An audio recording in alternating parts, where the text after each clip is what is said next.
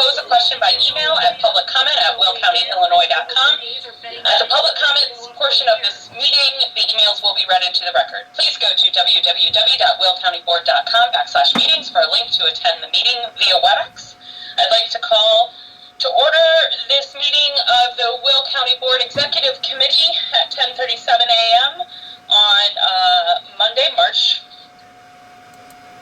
15th.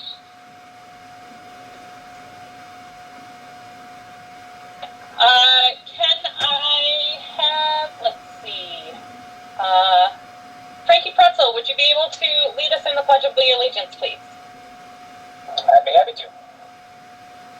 I pledge allegiance to the flag of the United States of America and to the republic for which it stands, one nation, under God, indivisible, liberty, and justice for all. Thank you very much. All right. And can I have a roll call, please? Mueller. Here. Brooks. Here. Rizzalone. Here. Harris. Here. Markham. Here. Eustace. He's unable to attend. Thank you. Mckenna. Here. Parker. Here. Tyson. Here. Van Dyne. Here. Ventura. Present. Winfrey.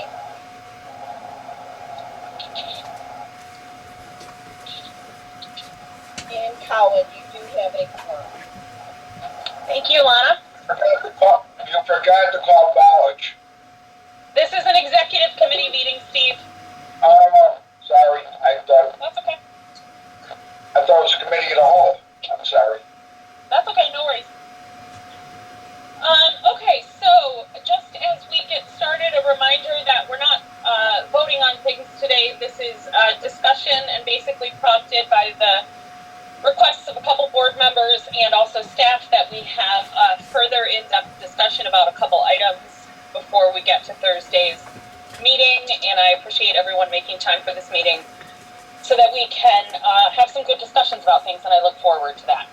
So, with that, the first item on the agenda is the discussion of the COVID-19 Equity Coordinator Manager position. Attached to your agenda, was the draft of the job posting. I do want to clarify a few things. So lots of folks were saying, how did we vote on this if there was no job posting and that was in the joint committee meeting? The motion at the joint committee meeting was to direct staff in the executive's office to come up with something, which they have. Obviously we want to be able to discuss that before the full board meeting when it's on the agenda for the vote. And that's the purpose of this, to discuss this issue, to make sure we understand what the job posting says, and to raise any questions we have about it. So, I don't know, let's see, Mitch, do you want to make any comments about the attached posting before we begin the discussion? Sure. I was the job posting was sent to the Human Resources Department, who added a little bit of detail to the description. There wasn't a whole lot of information out there to work from, so I know Bruce did his best to try to draft something that tried to go in the direction that the county board was discussing, but also provided just kind of enough information to kind of give us some direction too. So if there are any questions, I'd be happy to answer those. Great, thank you, Mitch. All right, questions from committee members. We'll start with committee members. Please raise your hand if you have a question about this agenda item. First, I see Margaret Tyson. Thank you, Madam Speaker. I was wondering, I looked at the job description and I was thinking it should have bilingual. maybe we should be looking for a bilingual manager at this point of the game. I think it would be worthy.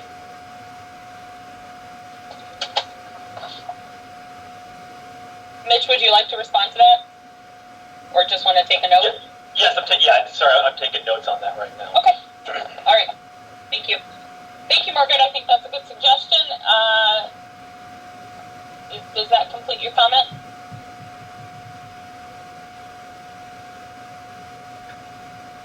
Yes, it does, Madam Speaker. Okay. Thank you. Mike Frizzlon? Yes, thanks. I have several questions.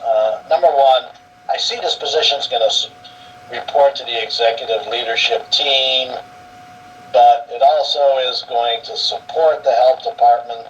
I don't know what that means. Are they telling them something specific? Are they working in conjunction with the health department or on their own with the executive? The other question I have is, I'm not seeing a length of time for this position. I believe it should be a temporary position, maybe till the end of the year, since hopefully by then everybody has their vaccine, and that's what this is about. And I'd still like to hear from the health department on how they're going to interface with this person, or if they think they have this covered at this point.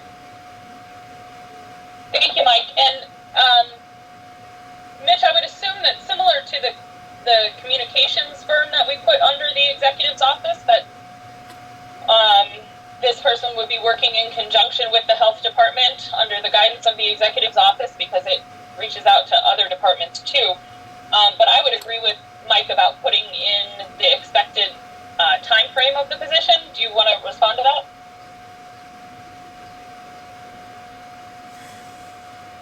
Yeah, I mean, I think the contract for the communications firm was, I think it was 6 months, if I'm not mistaken, and that was sort of just kind of our best guess on sort of the length and talking with the health department. So we don't have a specific time length in mind. If the board wants to give us direction on what they're thinking, we'd be happy to Amy, put can I some jump in parameters here around about what we discussed on this? Can you wait, please, Rachel? Thanks. So you'd like some direction from the board about the length of time, Mitch? Okay. Sure. I mean, to me, it should be the same as the communication director. If they're all working in conjunction, and we assume over the next 6 months we'll have our vaccines out, and the communication director is a little broader sense, and that's why I know they're working with the health department just get the word out, but this is a little different, and I'm wondering, is this person going to tell the health department what to do? Are they under any obligation to do what this person says, since they don't work for the health department? It's a little different animal than the communications director. Mitch, I don't know if you want to respond to that? I mean, those are all very good questions, and I mean, we don't have. I guess I don't really necessarily have an answer to that. I mean, who's directing whom? Based on my discussions, it was there was a desire to keep this position under the authority of the county executive's office. In the direction that we would be giving to them would be to work in concert with the health department, but from an authority, who's got authority over whom?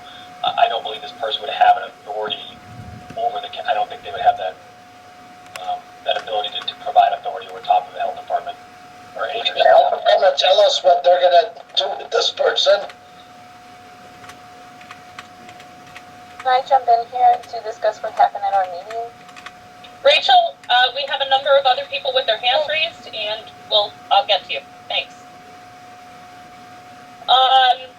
So Mike, I don't see. Sue's on. Sue is on. Yep. She can tell us. Hello, Hi, Sue. I'm on. Hi, Sue. Yes, at the previous meeting, we did have a discussion regarding an equity individual, and we were clear that certainly this is something that we could use some help with. there are hard-to-reach communities out there, and we don't have perhaps the level of expertise that somebody in this position might have. However, I noticed in the job description that there isn't any specific experience required in equity in communities or equity in healthcare or anything like that. So I just want to be clear that if we're going to bring somebody on board to help us really target these hard-to-reach communities, they really need to have some experience. If they just have a bachelor's degree and 3 years experience in program coordination, maybe, I don't know, was that supposed to mean equity program coordination? But I just think they would have to have experience. We have, diverse population in Will County. We have a large geographical area. We have, a lot of people that we need to reach. And certainly someone with equity experience and equal distribution of programs, whatnot, could be helpful. They really could be helpful. Thank you, Sue. Mm-hmm. Mike, did you want to clarify your question at all, or was that sufficient? Well, I'm still somewhat confused. If we already have a communications director, they're not communicating to this population that this person's going to communicate to. They're supposed to communicate with everyone. And I would think that they're targeting groups to communicate to. So are we going to be, double communicating with certain populations and only singly with some populations? I'm still not clear on how these two people are going to work. And Sue, what do you expect this person, what information do you expect them to be giving you? So in terms of the communications firm, yes, the communications firm will also be, we'll be working with them in messaging as well, in, different languages, trying to target different populations additionally. However, in the discussions that took place at our Board of Health committee meeting, as well as our Board of Health meeting, and it'll probably be at this Board of Health meeting on Wednesday, we've had some community groups that are really looking for more of a grassroots approach. I mean, literally getting into the communities and providing information, flyers, people with bilingual abilities into the communities. That's something that the communications firm certainly could be assisting with, but would not be having that grassroots approach. So this equity person would, I guess, help us better be able to target those hard-to-reach communities in a grassroots approach. Well, why couldn't that communications person do the same thing? You just said they're multilingual too. They're getting out in all the different communities.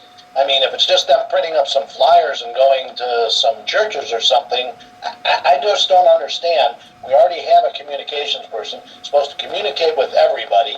And yes, maybe they can target some communities more than other as well. But have we even asked them to maybe get a little bit more finite in some of the diverse population that we have? But it seems like we're doubling efforts.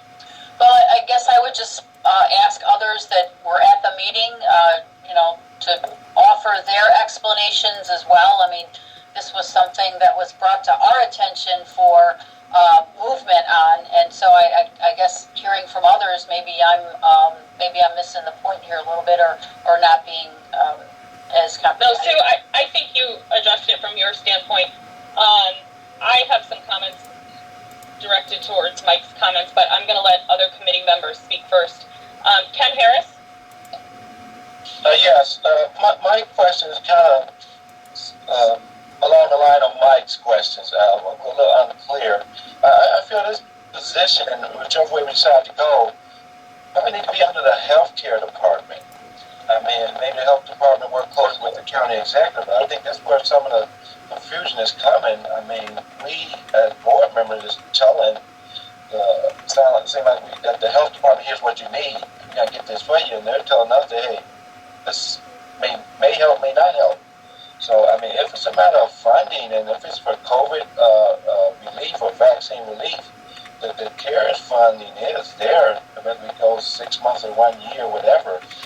But it's a lot of confusion. What are we dealing with? Are we dealing with the vaccine, or are we dealing with trying to get an equity manager or equity plan in place? So I support all of it, but just which road do we want to go down? There seems to be a lot of confusion as to what exactly are we going to be considering on Thursday. So that would be my... And to clarify, we are specifically talking about a vaccine equity coordinator.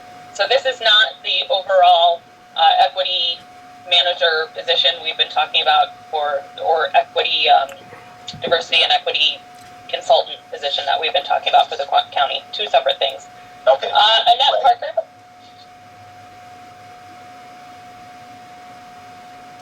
Thank you, Mimi. So going back to some of the questions, I thought the vote was for this position was going to be a 1 year timeline. And then also I see that there is no salary in here, and I know it says DOQ, but in the committee meeting, that $70,000 was thrown out. So I just want to clarify that. And then I thought this person would be working with Cindy Jackson, and those are my questions. Yeah, I agree, Annette. I thought we were talking about, my memory was, and we might need staff to check the minutes, but I thought we were talking about through the end of fiscal year was my memory. I do have a question about the salary range issue. Next is Rachel Ventura. I was just going to say, in the meeting, the motion was actually for 1 year. So that was prefaces in when we were moving this forward for staff to prepare this for 1 year contract. And then Annette and Sue summed it up that this position would be working with Cindy Jackson. She specifically said in that meeting she needed some help. I totally agree with Sue that this description or requirements need to have some type of equity to it. I mean, that's the expertise they bring to Cindy, is to help her with that. So if it doesn't have that, then we're missing the vote there. And same with what Margaret said, we definitely should have someone who is multilingual. Thank you. Thank you, Rachel. Next committee member, Judy Ogawa.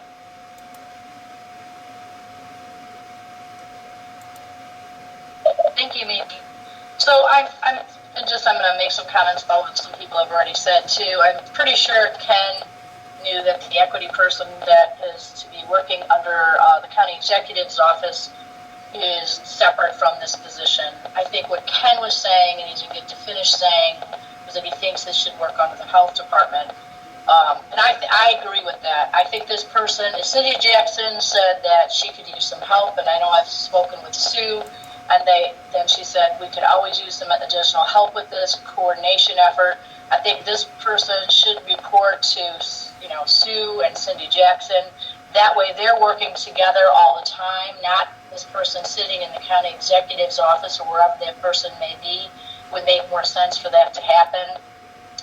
I noticed that it says, limited base to draw a job description from. That's because this is a new push for equity. I think this has always been an issue throughout the county. If you come out here to Eastern Will County, you will hear everybody all the time saying that, we're the stepchildren of the county. Nobody cares about us. This is continual all the time. I think everybody feels like that because unless they're getting their hands touched all the time, they feel like that.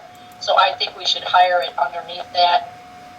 Underneath the health department. If they need the help, it should be underneath the health department. I don't think it should be for a year. I can't believe that we're going to be giving vaccines from a year from whenever this person might be hired. This person has yet to be hired.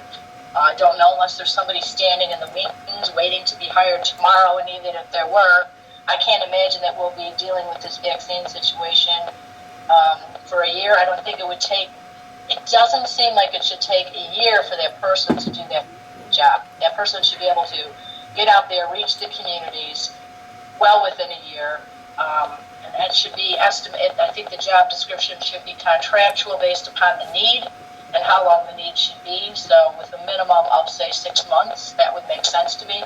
People work as consultants all the time, have a limited time, and then often are extended. Why extend ourselves up to a year when we don't know that we're going to need that, because this is currently not been done. I think that we really need to understand that certain people in certain departments, as my experience working and being involved with the county for over 8 years now, is that certain people in certain departments have a project plan before them in their own mind or within their own department, and they're not used to sharing it.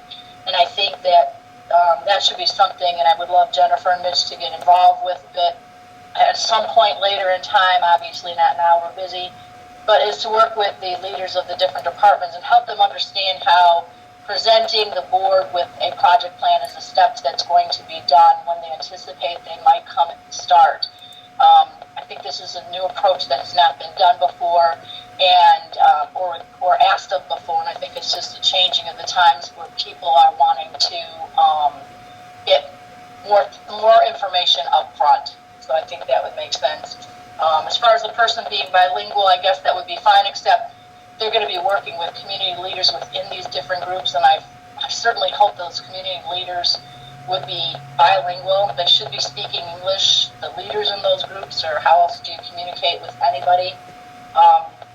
And in addition to that, I think that as far as getting out there and working in this, we have people who work all the time to represent their different communities, and they get out there and they do it on behalf of their communities. They want this for their community, and so they should be out there helping with distributing flyers and everything, like everyone does everywhere. I mean, anybody out in my area, if they have something they're working on, groups get together, form, and disseminate the information. So it would be a team effort for that to happen. And so that's really what I have to say as far as the salary. I like the salary to be determined if we're going to move forward with this, because it should be based upon the salary, based upon what we feel this person's experience level is, and somebody with 3 years experience is not a lot.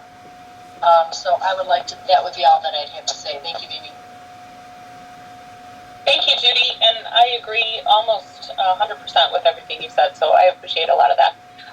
Just to insert this, I did get clarification from staff. The motion was to hire a COVID-19 equity coordinator / manager for 1 year under the executive's office to collaborate with all departments and community groups. So the motion was, as Rachel said, for 1 year. Next committee member, Joe Van Dyne. Well, thank you, Mimi. Mimi. You just basically answered my question, but I just wanted to make a comment. I do appreciate some members wanting maybe only to have this person work for 6 months. The only fear I have is to find someone with our qualifications. I think it may be hard to have someone step into the professional field for only a 6-month job. So a year sounds pretty good to me. Thank you. That's a great point, Joe. Thank you. Next committee member is Denise Winfrey.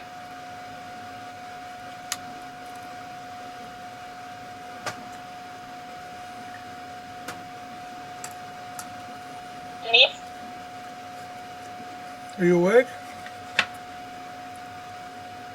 Denise, are you with us?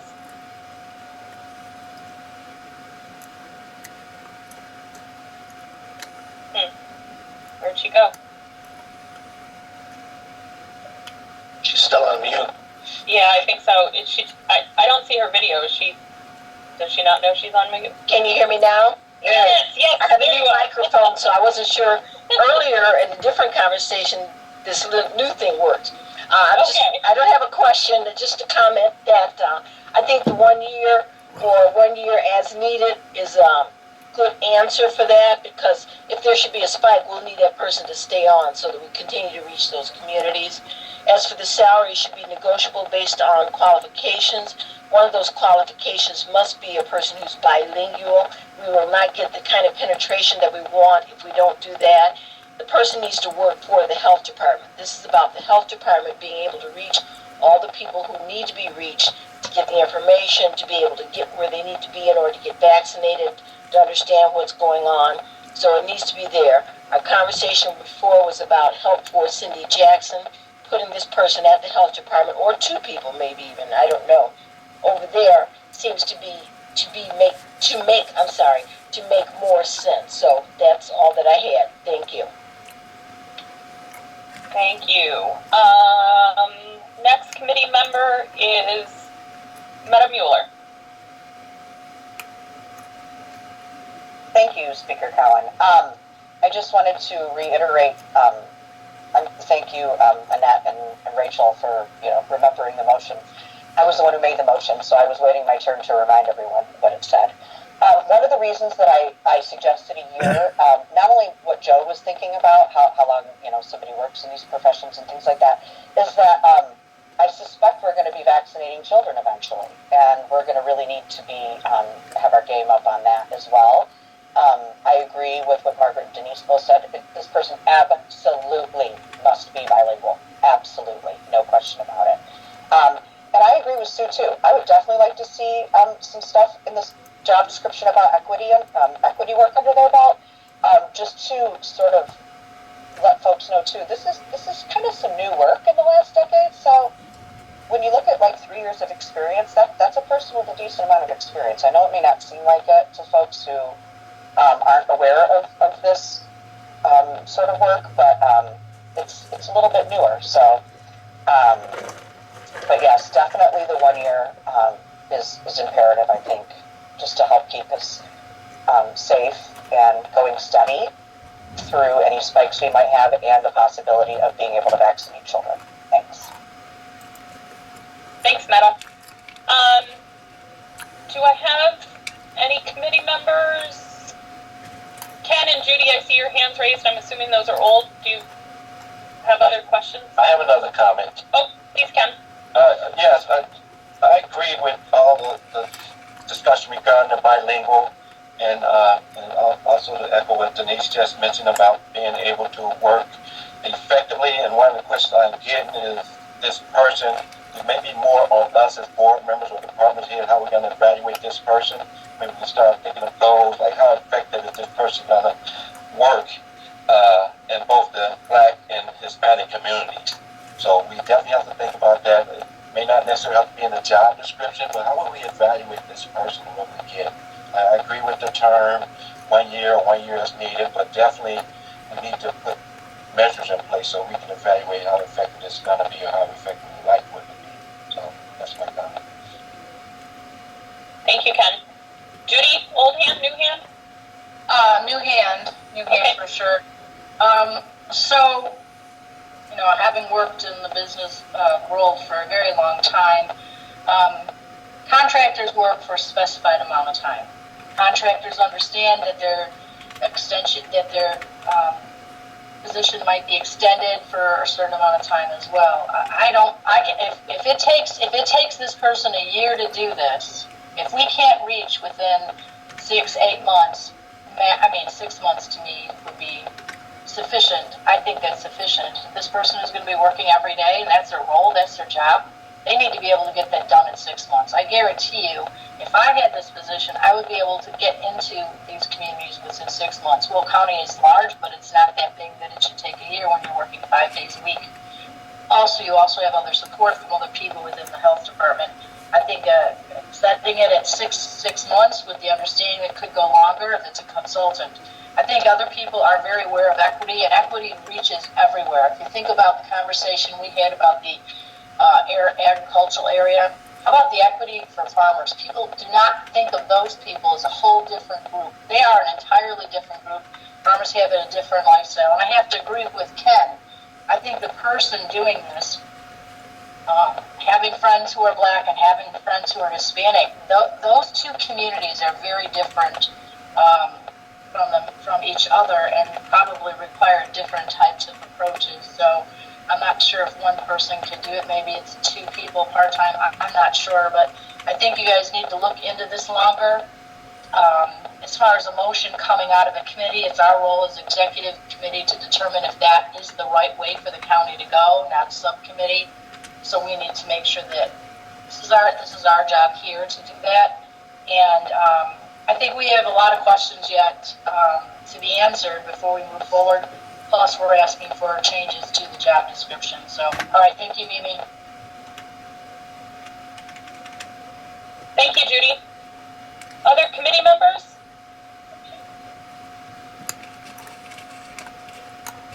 Okay, my comments are,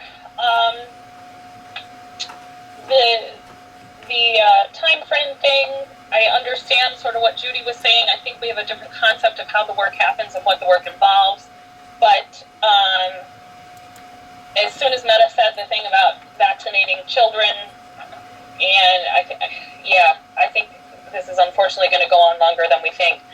I guess my perspective was that putting it under the executive made sense because we put the communications firm under the executive.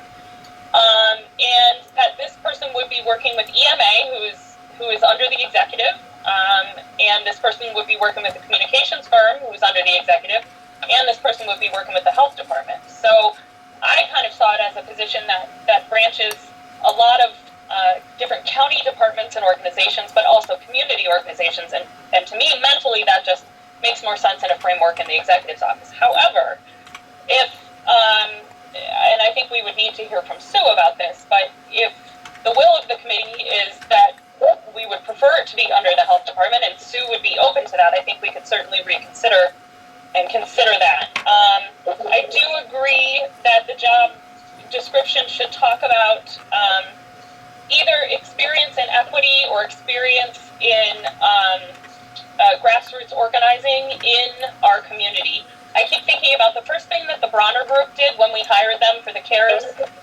management was that they hired someone from Will County because they knew that they needed someone with experience in our community. And I look at this as a very similar thing.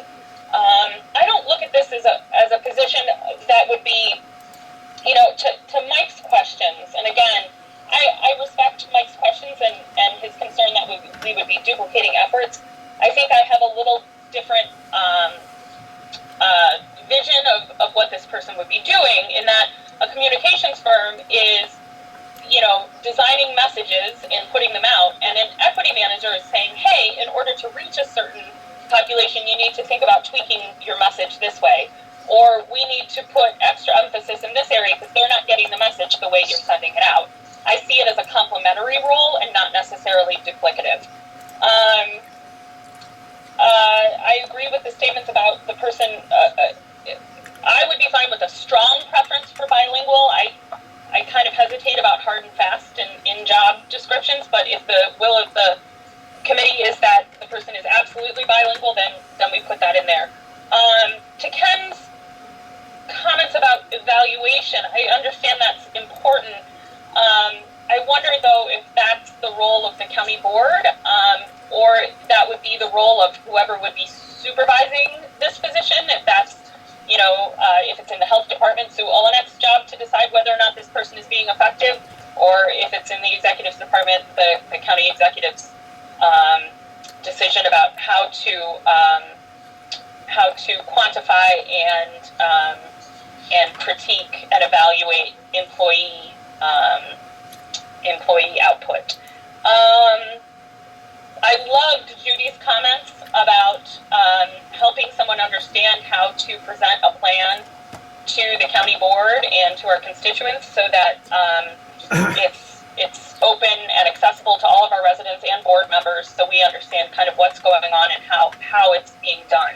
And Judy, I'd love to talk with you more about that, because I think you were talking in sort of broad strokes, and I have a sense that there's probably more details behind what you were saying in your brain, and I'd love to have a further conversation about that so that we can make that happen. Those are my comments. Looks like committee members, Rachel Ventura. Yeah, I am not comfortable having this position under the health department. First of all, if that's the case, then this meeting is done, because there's nothing for us to evaluate as far as a job description. The Board of Health needs to decide their own employees and direction when it comes to those things. But equally, we wouldn't be discussing this if this was already handled. The biggest issue I have is that so far the health department has aligned with private partners more so than public. So our government is aligning private industry to give out the vaccines. We have not put an emphasis on public. When it comes to people who don't have resources, whether they don't have a computer, they don't speak their language, maybe they are farmer and they haven't been in tune with what's happening here, whatever the case may be, going just to private industry is not the way to reach these people. It is either through a grassroots or better communications, or working with a communication firm, or getting out there and knocking doors, which is why the bilingual part really makes a difference. But each of the communities are going to need different things to be addressed. And so I feel like if this was a part of the public plan of rolling out and making sure that the public can go to the health department and get their shot, then we wouldn't be seeing the problems we're seeing today. Instead, we're seeing a heavy emphasis on those who have resources to pick up the phone, have insurance, and ask Walgreens for the shot. They're advocating for themselves, and they're getting those shots, whether it's United Center, Tinley, wherever they're going. And it's not okay. It is a sign that our government has failed the public when we do not put the public first. So I am not comfortable having this job under the direction of the health department, because I do not think that they have done an adequate job of serving the public equally. Thank you. Thank you, Rachel. I'm looking for other committee members' hands.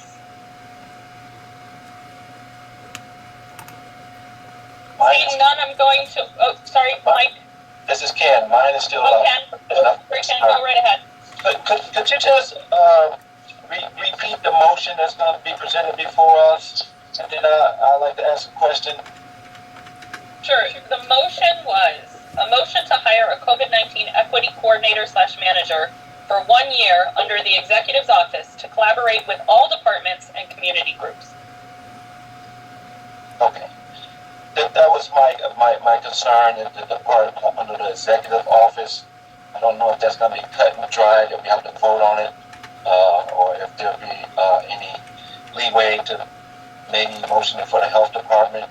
But I did have a conversation with Jose Vera with the Southwest Immigrant Jose Vera is one of the leads presenting that proposal, and we discussed some things about trying to make a positive approach and making the changes needed in our community. So I'm hoping that whichever way we go with this vote, that it's a starting point. I'm not sure if you signed up to public speak, but if I'm not communicating our conversation appropriately, definitely let me know. But definitely, we all realize that we got to get some changes, that there's much more outreach needs to be done. They are willing to work with the health department as well as the community-based organizations here in Bolingbrook. As you know, we do have an R3 zone here in Bolingbrook, and that's what I do support this equity coordinator / manager position. In particular, like I said, I'm in favor of putting it on the health department and going there. So that's why I just want the motion to clarify that's what we're going to be voting on. Thank you. Okay, thank you, Ken. Annette? Just to clarify too, funding for this will come from the relief package, correct?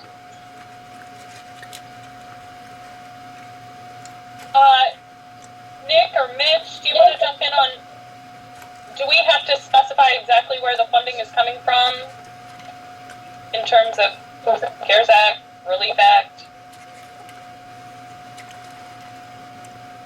This is Mitch. I would think it would come out of 4 contingencies. I think that's where we've got where the CRF funds are being housed currently.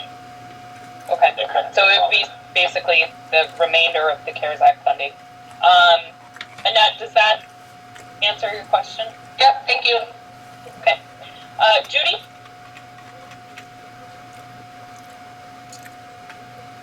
Thank you. You know, I just want to reiterate, no, I don't have any idea what Sherry thinks about it, because we don't communicate with each other, but I know that out here in my area, everybody feels exactly the same as everybody in all these other communities, that nobody's hearing us, nothing's happening out here. Do I have to drive to Joliet? I mean, now we have a place in Monee, but still, prior to that, they don't know how to get out there. That this has been a huge issue, and one of the biggest things I think that has prevented the health department from truly moving forward is the inconsistency in the number of vaccines that have been available to them on a regular basis, knowing that every week, if they knew every week that they were going to be getting this many, whatever. I think that's a fault of the state of Illinois by not providing that information to them on a regular enough basis so that they can do a really good job at planning. So I don't know that we can just say this is a health department issue. I chaired the Public Health and Safety Committee for 4 years. Was on it 2 years prior to that. 6 years as a member of that committee, and I attend the meetings since I'm no longer on the committee. I hear that we consistently, I always said they've done a great job. They've reached out to different opioid crisis. They've reached out to different partners, yes, partners who do this and provide services to residents. Because one of the things the health department is supposed to be is to make sure that these things can happen in the community. And they're working with CVS, they're working with Walgreens, all those different partners, and provide these vaccines to everybody.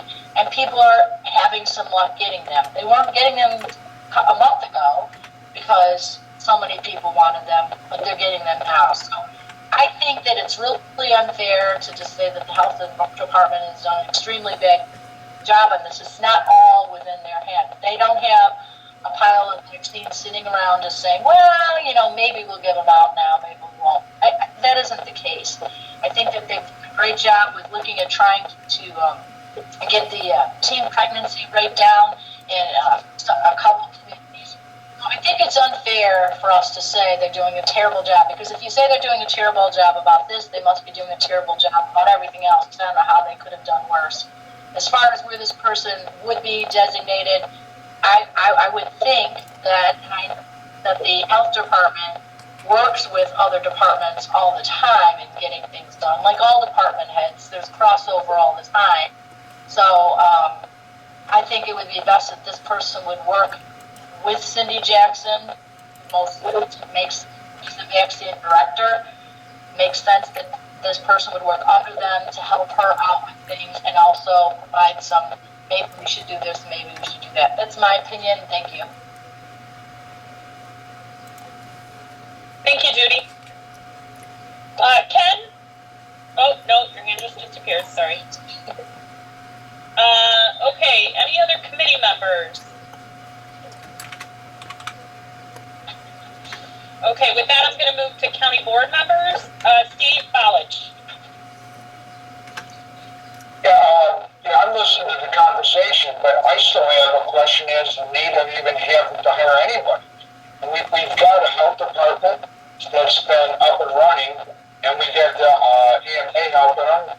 And, why do we have to go out and hire another employee when the biggest problem isn't what everybody's talking about? The biggest problem is getting the medicine to give the shots.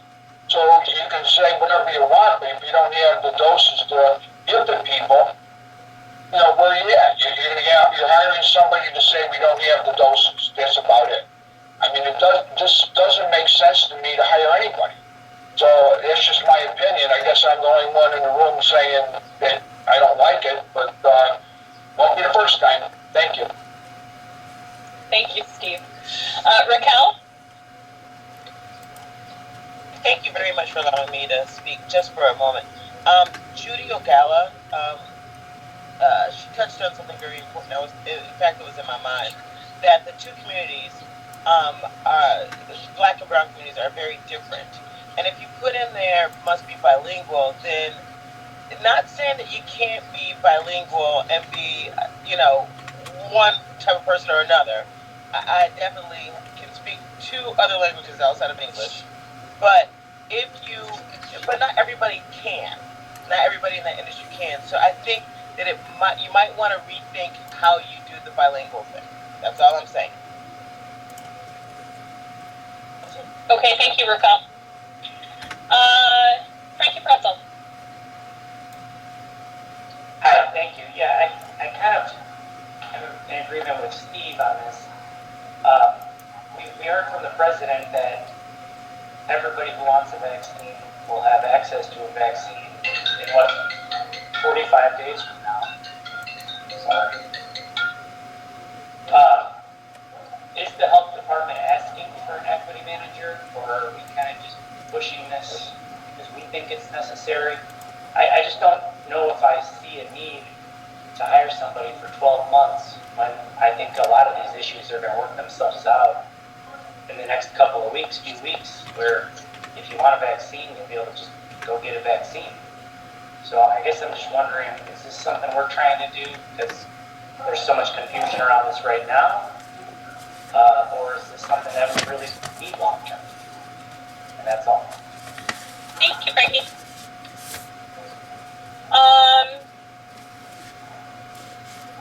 Okay, we have a couple other hands up. I will say that I think my understanding of this and my feeling that it is something is important is not necessarily responding to what's happened in the past, but the fact that we know that there are inequities in how COVID has hit minority populations, and that this is not saying anything about what's gone on in the last 11 months, but saying that we want to have a plan going forward so that we don't screw this up.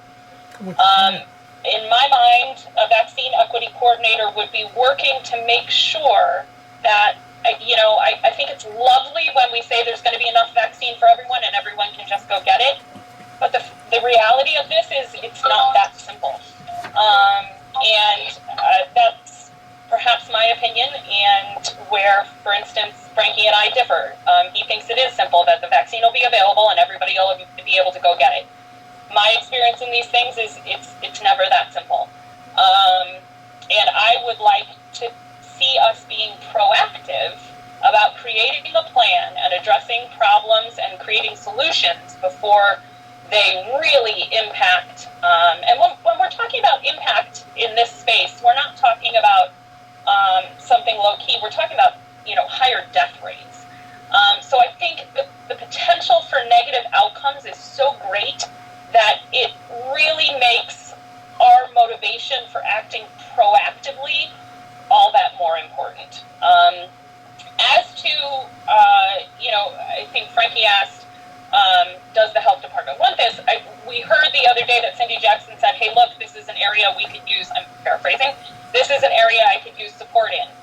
She's a community outreach coordinator, and she's saying she would like specialized help in the equity area. And I have to really commend her for saying that. It's hard when you're a specialist in an area to say, I need help in an area, but that's the mark of a true leader who says, look, this isn't my specialty. I need somebody whose specialty it is to come in and add value to what I'm doing.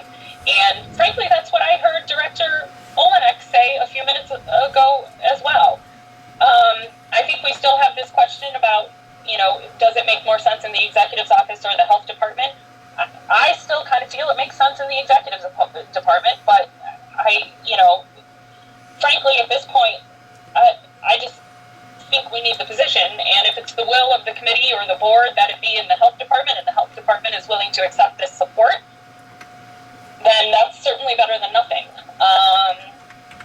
I think this is a broad-ranging enough position, touching different county departments and different community organizations, that it makes sense in the executive's office, but it doesn't. But I can understand how some people might differ on that.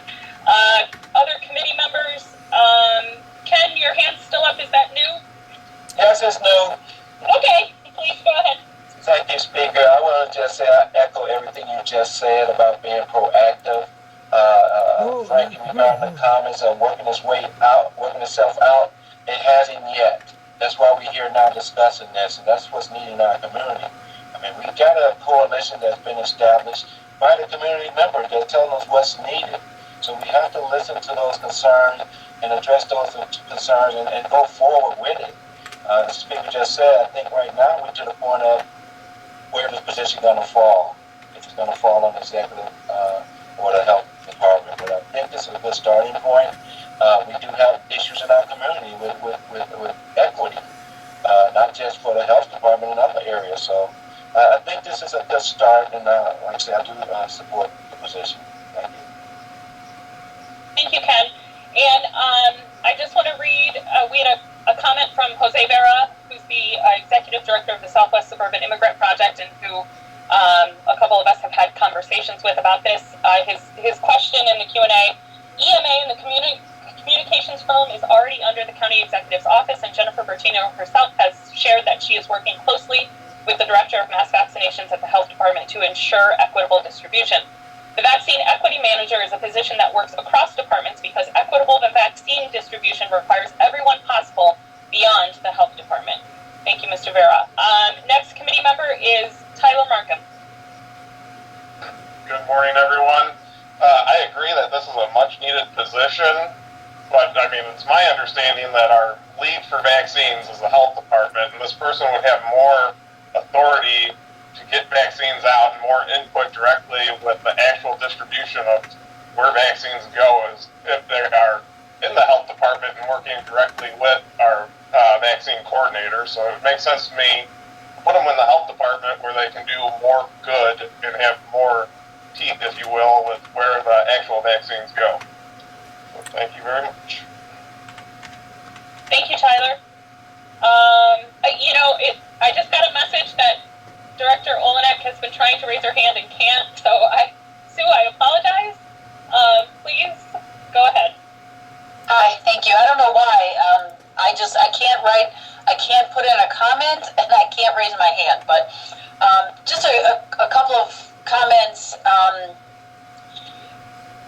There were some people indicating the need for this position and the fact that, we already have staff, we are providing vaccine, but I think an additional person that can work with us to target these communities, it's beyond knowing what phone to call. It's beyond knowing what the address is of the community-based organization.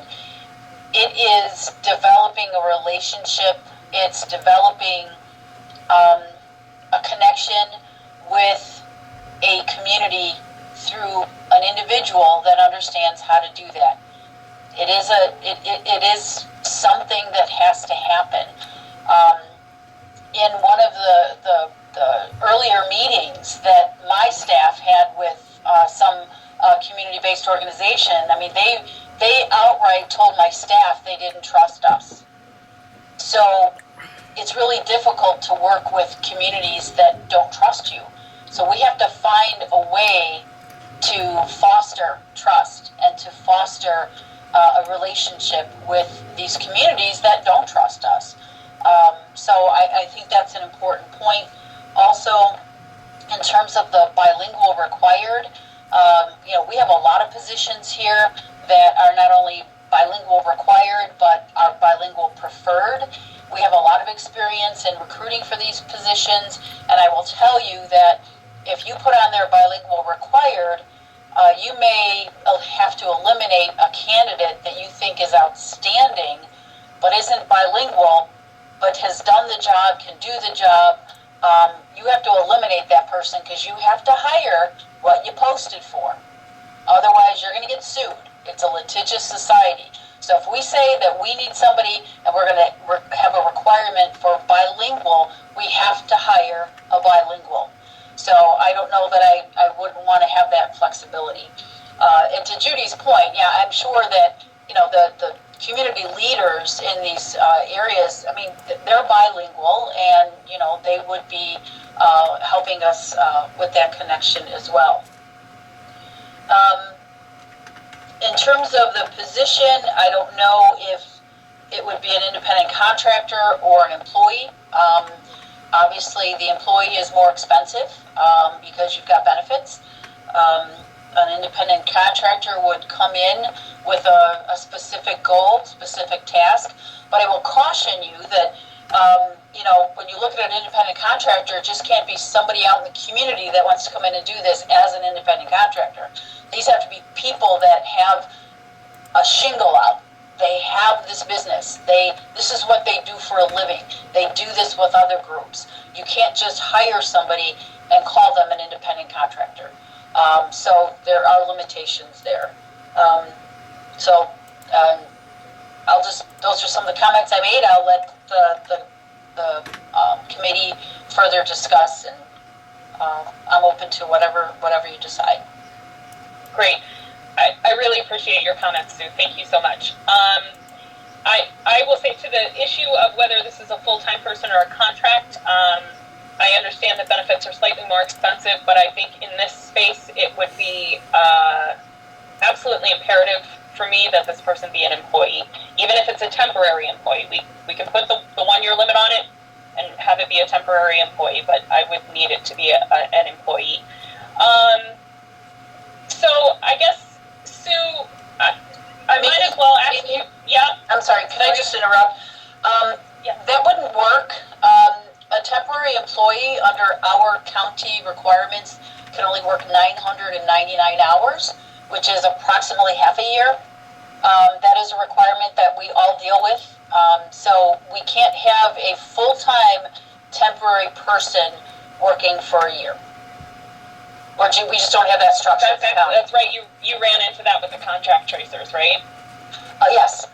Yes. I mean, we knew we would. We were kind of surprised that that many of them still wanted to continue working. But there's no way around that. There is a limitation to 999 hours. Bruce Tidwell can attest to that. So just keep that in mind as well. Okay, good to know. Thank you for that information. Sure. Back to committee members. Annette Parker. Okay, so the vote was made at the joint meeting to move it forward to county board, and now there's been a lot of discussion, and it sounds like some things are going to be tweaked. How are we going to move forward on Thursday? Is it still going to be what was put out at the joint committee? Annette, I think that's a good question, and I think Nick or Beth, can you chime in on process a little bit here? I mean, basically, if we don't take it off the agenda, it stays on the agenda the way it is right now, correct? That's correct, Mimi.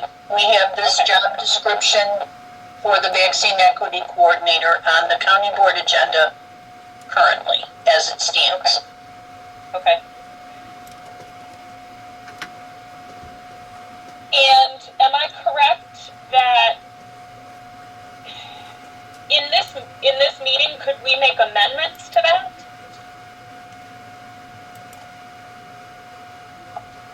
I would think so, but I'm going to defer to, well, Mary, I don't know if they would have to wait until. Mary's, yeah. Yeah. You can, basically come up with your plan, yes, it just needs to go to county board. So, I mean, you can vote and change, the job description or whatever, and ask that changed job description be added to the county board agenda. Okay. All right. Thank you, Mary. So I think, Annette, we could certainly hear motions, it sounds like, today to make amendments to this for Thursday's county board meeting. Does that answer your question, Annette? Yep, I think so. Thank you. Okay. Maybe Sue had her hand up again. Okay. Sue?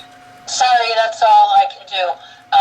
So I guess what I'm thinking is if the position were to be under the county executive's office, then you would have to move forward with your process and with amendments to the resolution or whatnot. If the decision is to put it under my agency, then you would have to do whatever process you need to put the funding into our budget. And then I would work with my board, and I'll get it on our agenda for our Wednesday meeting. I would work with my board in doing the rest of the details in terms of the posting, and we would use the bulk of this position announcement here. But that's kind of how I see it. Good point, Sue. That's right. If we decided that we wanted it to be under the health department, we don't make the job description. Sue does. So Sue and the Board of Health do. Yeah, so, just so you know, I mean, I will align with, what you have here and keep in mind the comments that were made by, the committee members. I'm not going to go off in some, tangent and go completely rogue here. I respect the work that's been done here, and, I'm in alignment with the thoughts, so. Okay, thank you, Sue. Mm-hmm. Okay, so just to clarify what we just said, if it's the will of the committee and the board that this position be under the health department, we would need to make some sort of motion to put funding into the health department budget for this position. Sue would then work out the details of the job description, getting it out on the street, the hiring, all that sort of stuff. If we decide it's kept under the executive, then we can make amendments to what we've got right now. We can make amendments here today, and we would then move forward on Thursday with the rest.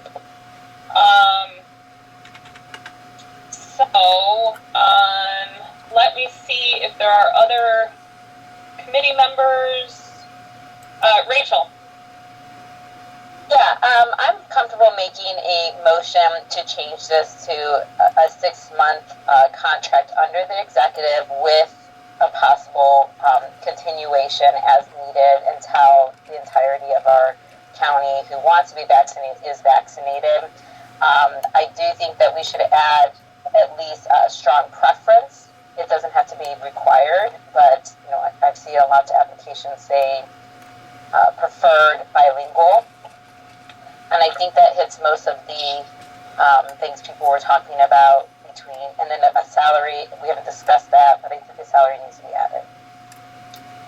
Okay, thank you, Rachel. Before you make that motion, or before anybody makes any motions, I have about almost 10 hands up, so let me get through some of those.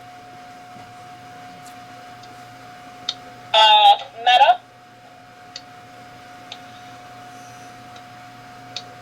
Rachel actually just covered both of the points I was going to make, so thanks, Rachel. Okay. Mike Frizzlone. Yeah, I'm just going to say, if we did put this under the health department, we don't need to allocate any money. They have $3 million to draw off of that we already allocated to them. This could be part of that. They would just draw the money for the salary, whatever it is. And I see Sue's raising her hand again. Sue, you're not on my screen. I need to pin you to my screen so I can see if you're waving at me. But go ahead, Sue. Okay, so I wanted to bring up the independent contractor issue. If we're going out, if we're going to look for an independent contractor, we have to follow the procurement guidelines of the county. We would have to put out an RFQ or an RFP or something. This is over $25,000. This is not a doctor. It's not a psychiatrist. It's not one of those specialties where they are assumed as an independent contractor. So that further complicates things and will further lengthen the time frame. I mean, these are all things that people don't understand we have to go through. It takes time, it takes energy, and that would be another thing. So we're talking, another month. So that's something we can't just ignore our rules. And if we can take it out of the $3 billion, that'd be great.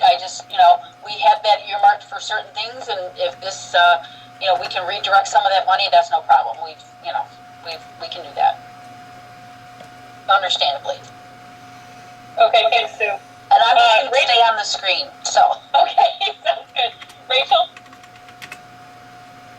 I already have my hand up and down, but if you want, I can explain. I mean, if we don't want to do a contract, I guess you could contract it for the 900 hours and hope that we're done by then. I mean, I don't understand why we can't hire a full-time person for 2,000 hours like every other full-time person. I guess I'm confused by that.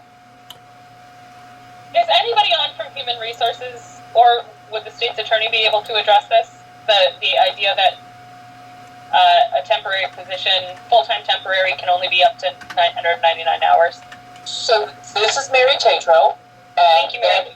that is under the rules for the Illinois Municipal Retirement Fund. So once you hit 999 hours, because we are now a 1,000-hour unit of government under IMRF, then they would have to be get pension benefits. So, part of what Sue is addressing is a term of art, which is temporary employee under the IMRF rules. And I think maybe people are kind of using that term in a more generic sense, that we aren't going to hire, that the intent is to hire this person for a definitive period of time, but not necessarily talking about someone who is or is not eligible for a pension. So Mary, let me ask you, if we hired the person to do the job until the job is done without listing a time frame, but then an intent that this is a particular job. Just like any other business of employment, if that job is no longer needed, we have the ability to cut that job and wouldn't be sued for it. I mean, if the job's done, the job goes away. So why do we have to do it temporary based on on it? funding, Rachel. What we put on our postings now is that once the funding, the specific funding for this position is no longer there, then the job disappears. We can do it that way. Well, I'm asking Mary specifically if we hire this as a full-time person with the intent that until this job is finished. And then when the job is done, we eliminate the position. There's nothing illegal or wrong about that, correct? And it doesn't tie our hands in any way, correct? Typically, yes. We're not talking about a union position, I'm assuming, so we aren't involving the union contract. So yes, that is typically correct, that we can eliminate a position, and typically we do that through funding, as Sue pointed out. And I think the other kind of concern is, I think some of the verbiage is getting mixed up between hiring employees and hiring an independent contractor, and I think Sue is just trying to be very clear about the differences, and trying to make sure that people use the proper terminology when they're talking about this position. Well, I appreciate that. I was trying to make a compromise, but my personal opinion is that we need to hire an employee, and an employee needs to work for the county until the job is done. If it happens to be 6 months, great. We should all celebrate that we got everyone vaccinated in 6 months, and that person did a rock star job, as well as the health department and every level of government. So I think that we just hire the employee. Don't use the word temporary or contractor. Just, this is the position. I can't remember I don't have it open in front of me, the equity manager, COVID equity manager, and then when the position is no longer needed, then we cut the position. We can do that. We can do that. Yeah, I mean, that's how we brought on our community manager partner engagement.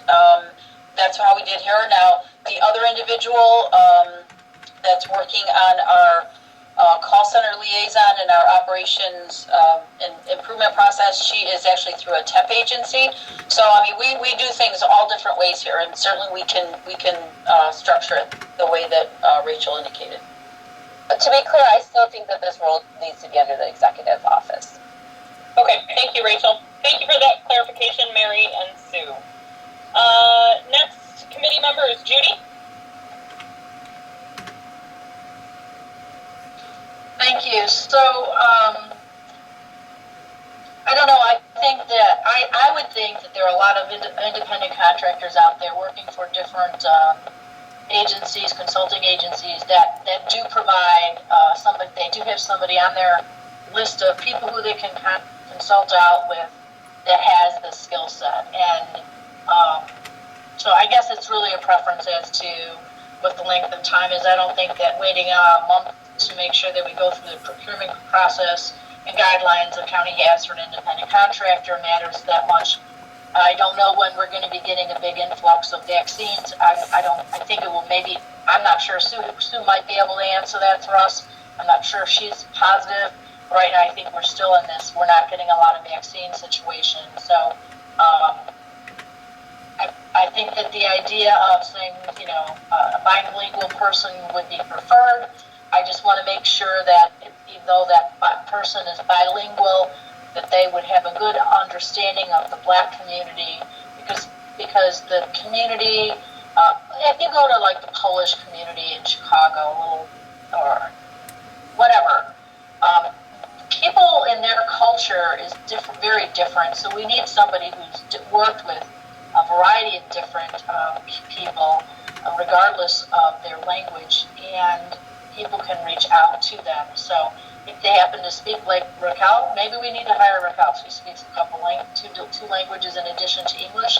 But so somebody like that would be out there, and I'm positive that a person can do this job if they have that within them. That's their drive. That's their goal. They know what they're doing. So. Again, my preference is it goes underneath the health department. Therefore, that person can work directly in sync with Cindy Jackson, and I know for a fact, like I said, that our people do reach out to each other and work across the board all the time. But that's my opinion. Everyone else can give theirs. Thanks. Thank you, Judy. Okay, looking for other committee members. Meta. One of the things I wanted to point out is this will probably, we just went through the census, and we did a similar thing with the census and having community partnerships. There was a partnership specialist who covered Will County. She covered some other counties too, but I believe she was bilingual. My point being is that this is, I foresee this being very similar to what we had to do with the census, because part of our problem there was a lack of trust from the communities as well in filling out their census. And so I just wanted to remind folks that we sort of did something like this with the census. So we sort of have seen this work before. Thanks. Thank you, Meta. Looking for committee members. Seeing none, I'm going to move on to board members. Julie Berkowitz. Thank you, Madam Speaker. Regarding the conversation we're having on equity and diversity, I'd like to take the opportunity to speak up for the large population of Filipinos in Will County. Many have serious health issues and haven't been vaccinated, but they're patiently waiting for their turn to get a vaccine. I'm concerned about many of the statements that are directed at and about the Will County Health Department and its dedicated employees. I feel there's a lot of unhappiness and issues that are being created. I'd like to ask the board to consider acting together in a positive manner in the best interest of our residents, and would like to know if we could send a resolution to Governor Pritzker and the IDPH to asking them to immediately provide Will County with a greater supply of vaccines.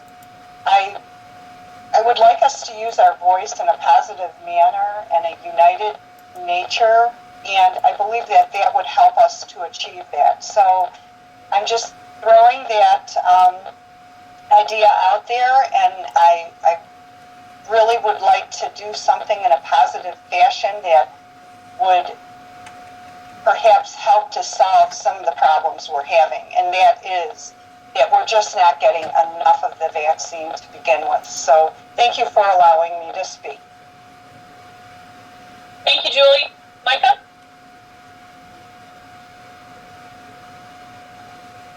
Can you hear me? Yep. Okay, thank you. And so I have to say that I know the health department is working super hard. They're extending their work days. They're trying to get shots in everybody's arms, track the virus, and maintain all of their other programs. And I cannot even imagine how overwhelming all of that has been. I think that anything that we can do as a board to help relieve any of that load for the health department will be a good thing. And it sounds like Mr. Olenek is very open to having that help. Because doses are going to be available for this vaccine at a hopefully overwhelming rate. I know right now we're lagging, but I'm hoping that based on what the president has said, that we are going to have more doses than we know what to do with. And when that happens, it's going to be like a hurricane coming upon us, and I am glad to see that we are planning ahead. My question at end is, what is keeping the coordinator that we hire from answering to both the health department and executive offices, and would it be more beneficial to have it with the health department just to keep that extra load off of the health department during this hurricane? I'm assuming just because of reporting structures, we can't really officially have someone reporting to two different department heads. But, you know, I do think we could ask Sue to have this person, if this person was under the health department, ask this person to make reports to either the Public Health and Safety Committee or the Diversity and Inclusion Committee, we can certainly ask for that information in that correspondence. Sue, is that in the arena of correct? Yeah. Absolutely. I mean, we could give regular updates to county executive's office, county board, up through our public health and safety committee. We've already had a conversation with our communications firm. They are going to be preparing a real nice newsletter and a new, I've asked them to work with me to kind of replace my updates that I was giving and give you guys a different update, a better update, flashier kind of update. And certainly this could be part of it or just a whole different report, either way. Because to me, the whole idea is to help you, Sue, get past this hurricane season and be able to focus on the other programs that Will County needs, and to get us all vaccinated. So your input is very valuable, and anything that, we can do. I just want to be sure that with this coordinator, we actually put it in the right place. Yeah, so, thank you. That's all I have. Thank you very much for Thank you, Micah. Judy? Thank you. So I was wondering if Sue has an answer to the question of, do we know when we'll be getting, first off, how many vaccines does she expect weekly? Is that something that she knows? She knows when she's going to be getting more vaccines. That's my first question. Hi, Judy. Fortunately, we've been getting vaccine now on a weekly basis for the last 3 weeks. We have seen a slight increase, although not exactly a huge increase. Right now, we have about, I want to say maybe 16,000 on hand, but we are giving out almost 16,000 and using 16,000 this week at our clinics and the clinics that our community providers are facilitating. So it comes in, it goes out. It comes in, it goes out. I will be on a panel this today at 2:00. Senator Julie Morrison is putting this together. I will be on the panel with Dr. Ezike and Andrew Friend, the deputy director at IDPH for emergency preparedness, and the discussion is vaccine availability. So I'm prepared. I've got some, information that I want to share. I've got some data that I will be sharing with them as well. And we are going to, again, make the request for now numerous times to send us more vaccines. So. Okay, thank you. So right now, if we got somebody hired, they could, work in the process of reaching out to different communities. Another question that I have that has been brought up, the topic has been brought up, is the vaccination of children. Gosh, I hope by the time that they start vaccinating children that the kids are getting the vaccines by their own pediatricians as they get the flu shot and everything else. You remember that the FDA approved these for emergency use. They have not been vetted to the full extent as other vaccines have that we do give to children. So I don't know that we'll be having vaccination sites like this. Kids have to go into the doctor all the time and for their vaccines and checkouts. I hope that would be happening. I think also that if you do reading on it, they've done studies, for older teens that they don't seem concerned. They're looking into children 12 and over, and then younger children are so different. The vaccine itself must change because the dosage changes and probably the impact on the little bodies is quite different. So I don't think we should think about our process right at this moment yet for children until that comes to us from other areas. But I think that, to me, it makes sense to have a motion. I'd like to make a motion that the person is an independent contractor and is hired underneath the health department for beginning with 6 months with possible continuation. Prefer to have somebody who is bilingual, but it's not a requirement. And then, it's obviously, anyway, I'd like to make that motion, see if anybody is interested.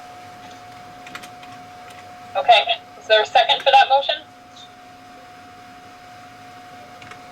So Mimi, this is Mary. Yes, please, Mary. Yeah. if this is something you're moving to the health department, it ought to just be a motion to move it to the health department along with funding, or if it's within the money already given them, that's fine. For the health department to decide whether it's an independent contractor or an employee. But it should just be a motion to move it to the health department. Thank you, Mary. Judy, would you like to? I will change my motion. I would like to make a motion that we move this specific job requirement and task and hiring to the health department and let them handle the process from there. Second. Winfrey. Brazil second. Yeah. And we will need a roll call, please. Mueller.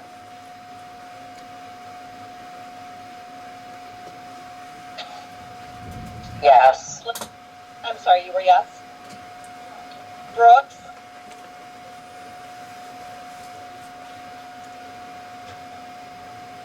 Brooks? Frizzalone? Yes. Harris? Yes. Markham? Yes. Ogalla? Yes. Parker? Yes. Tyson? Yes. Van Dyne? Yes. Ventura? No. Winfrey? Yes. Cowan? Yes. Motion has been approved. Okay. Madam Speaker, just for clarification, if I can ask Mary Tetro, do we need a motion then to remove this from the county board agenda, or just leave it in? No, you should go ahead and motion to remove it from the county board agenda. You going somewhere today? Oh. I have someone make a motion to remove the COVID-19 Equity Coordinator Manager job posting from the county board agenda. I'll make that motion. No. Frizzalone first. Second, O'Gara. Second, Ogalla. Roll call, please. Mueller? Yes. Brooks? Frizzalone? Yes. Harris? Yes. Markham? Yes. Ogalla? Yes. Parker? Yes. Tyson? Yes. Van Dyne? Yes. Ventura? Yes. Winfrey?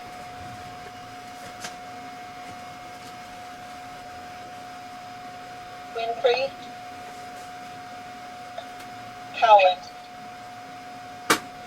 Yes. Motion has been approved.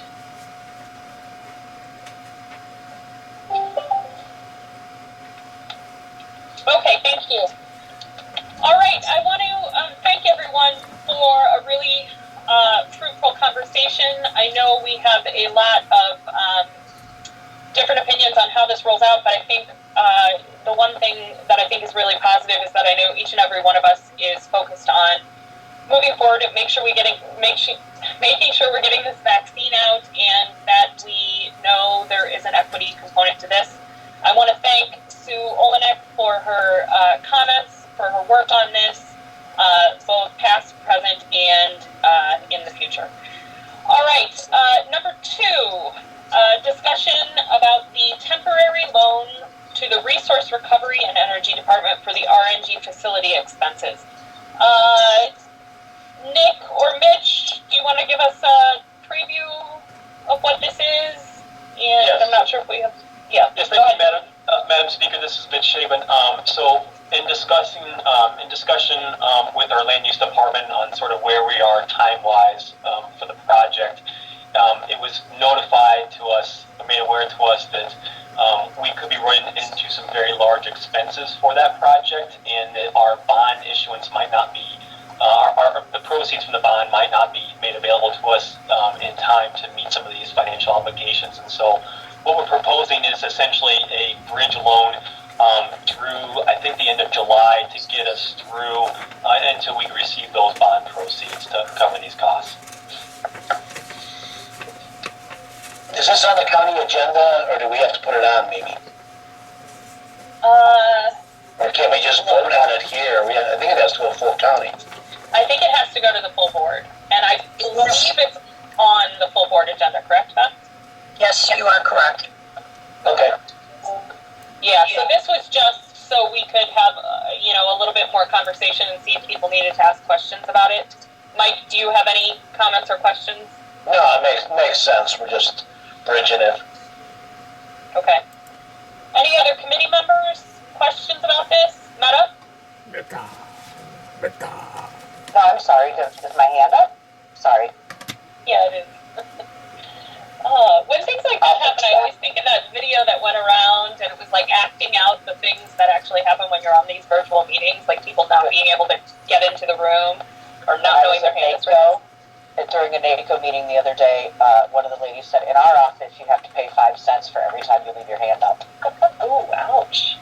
All right, Judy? Thank you. So I just want a little more background on this. So we would be giving a loan to them. Do we have this in our contingency fund? How are we able to do this? Just a little explanation. Thank you. This is Mitch. So what we're proposing is to essentially moving money from the county's corporate fund for upfront costs and equipment to the resource recovery and energy division under land use. And the expectation would obviously be that that money would be returned once the proceeds from the bond are secured. And again, it's more of kind of timing issues. We've got a lot of expenses coming up, and we just don't have the bond just not ready yet. Okay, thank you, Mitch.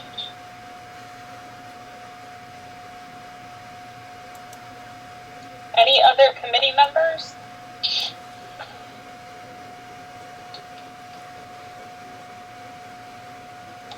Okay, well, that was easy.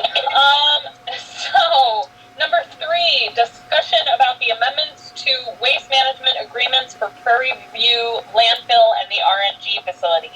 Again, Nick or Mitch? Thank you, Madam Board Speaker. I will just real quick, we actually don't, this isn't ready yet. We're still waiting on the amendments to the waste management agreements. We just checked in with the attorney this morning.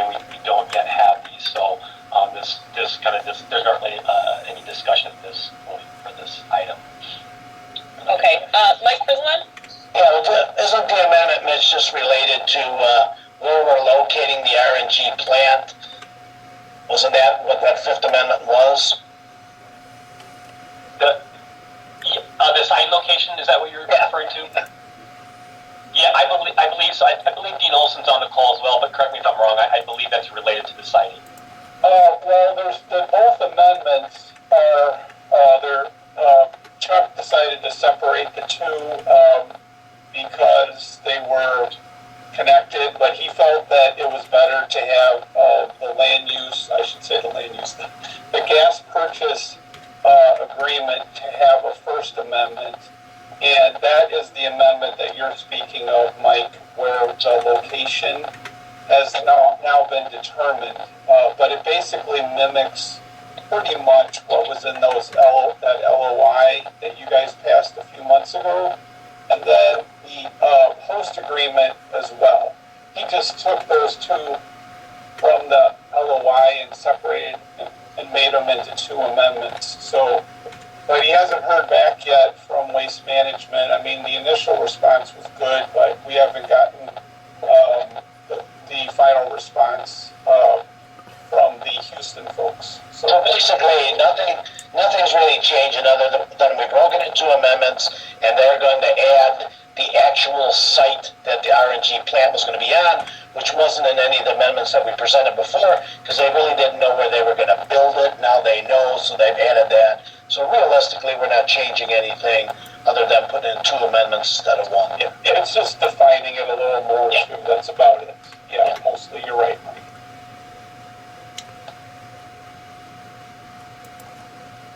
Okay, Nick?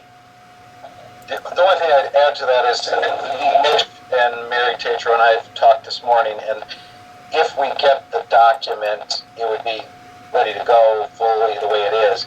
If we don't get it by Thursday, we may want to tweak the resolution to just say, upon receipt of the document as we had planned, the executive can still sign it rather than waiting another month.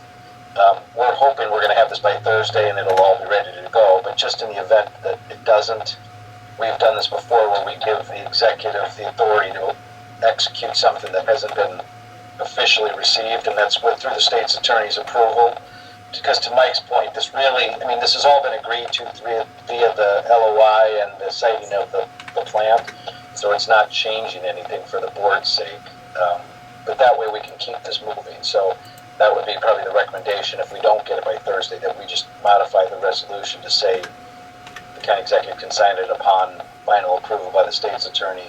And if there was some change, we would have to come back then. But if it's not any changes to it, then we just sign it and move on. So. Nick, this is Mary Tatro. We do have, I believe, a draft amendment to the host agreement that we could attach and then it would just be a matter of whether or not there are further tweaks by Waste Management. You're right, Mary. I should have mentioned that. So if the speaker is okay with that, we can attach those drafts, and if the county executive is okay with that, we'll just attach the drafts as is, and then board members have the benefit to review it over the next few days and discuss at their caucus meeting. So.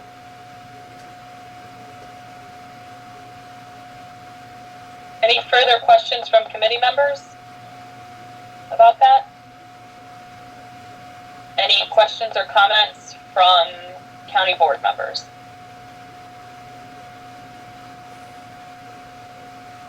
Okay, sounds like we have a plan. We don't have other new business. Beth, do we have any public comments? I do not see any emails that have come in. Thank you, Lana.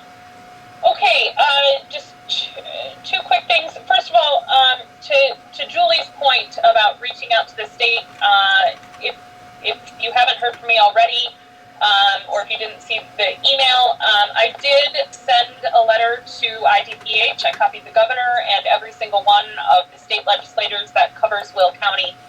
I sent this maybe about a week ago, I think. Nick can correct me. And I certainly didn't demand more vaccine for Will County. I asked what the metric is for deciding how the counties get vaccine distribution, how the amount is determined, and for a little transparency in that process, because it does appear that Will County has been low compared to basically all the other counties in terms of how many vaccine doses we've been getting. So I think it's important for us as board members, representatives of the county, but also for our constituents to understand, is there a reason that number is low, and is it something we can fix internally, or is it an arbitrary decision by the state, in which case I would ask them to reconsider that. So yeah, we all hope that there's going to be just this abundance of vaccines and this is no longer a problem, but I would rather be proactive in trying to understand that process and exactly what's going on. Rachel, we're already past public comment and board member comment. Do you want to add something quickly? I just wanted to ask what happened to the letter that Public Health and Safety had asked staff to prepare to those same entities. I never saw anything go out, and it was my understanding that was going to come from the full county board to each of those, the governor, the state legislature, the federal, and the IDPH. Sure, we can talk about that more offline, but the short answer is we wanted to get something out the door as soon as possible, so I signed something, and it was under my signature, rather than needing to wait to have a full board vote on it. But we can certainly still send something else from the full board. The other thing I want to have a quick conversation about is I know Jim Mustis isn't on the call today. I think he had a dentist's office appointment or something, unfortunately. But on our last executive, we talked about having an executive committee meeting to discuss the new relief act funds that are coming through. And Jim pointed out that, waiting for our next meeting is, we might want to get a jump on it. Our next meeting is April 1st. It does not escape me that is April Fool's Day, but that is 2.5 weeks away. And so I would be inclined to agree with Jim that I would like to start planning and talking so we have a plan ready to go. But that leaves us with having a meeting the 4th week of the month. Will I have a full-on revolt on my hands if I ask you guys to have an executive committee meeting, a special one next week? Or do we want to move as quickly as possible, try to do that beginning of next week? Can I see a visual or verbal indication one way or the other? I think if we do it next week, that still gives us enough. If we do it next Thursday, we're still 2 weeks from our next meeting, right? I believe our next executive meeting is the 1st, so it would just be 1 week. Okay, you're right. I'm looking at the wrong month. Okay. Yeah, I don't think if we do it next Thursday, we were doing CARES Act meeting every week when we kind of first started. Right. So if we do it next week, that gives us, another week to our next meeting, so. Okay. Joe? Yeah, Mimi, I feel whatever need you have to call meetings, I'm in support of that. If you like to be a speaker and if you feel a need for it, I'm there. So. Great, thanks, Joe. I appreciate your support. Anybody vehemently opposed to a meeting next week? Meadow, your hand's up. I was going to say the same pretty much as Joe is. I'm available for it, and I think it's important we have it because we need to get the help out to the people as fast as possible. So. And I would just ask, thanks, Meta, I would just ask that executive committee members do a little reading on the Relief Act so you have a basic understanding of what we're looking at. We obviously aren't going to know super details, but if everybody can come in having a little understanding, write your own little brainstorm list about some things you'd like to see or ways we want to do things this time around. I think we have the benefit of experience of a year in this, and I think we did a great job with CARES Act, and I would like to see how we can tweak that process and be even better this time around. So again, just asking you all to do a little bit of homework in terms of what the Relief Act is, and talking to people in your communities, friends, neighbors, business owners, and asking where help is needed and get some interesting ideas about how we can start to structure this. With that, I want to thank everybody for coming today, and again for the great discussion. We have no need for executive session. Can I get a motion for adjournment? So moved, Frislow. Thank Second, you. Mueller. All in favor? Aye. Aye. Any opposed? Motion carries. Thank you very much.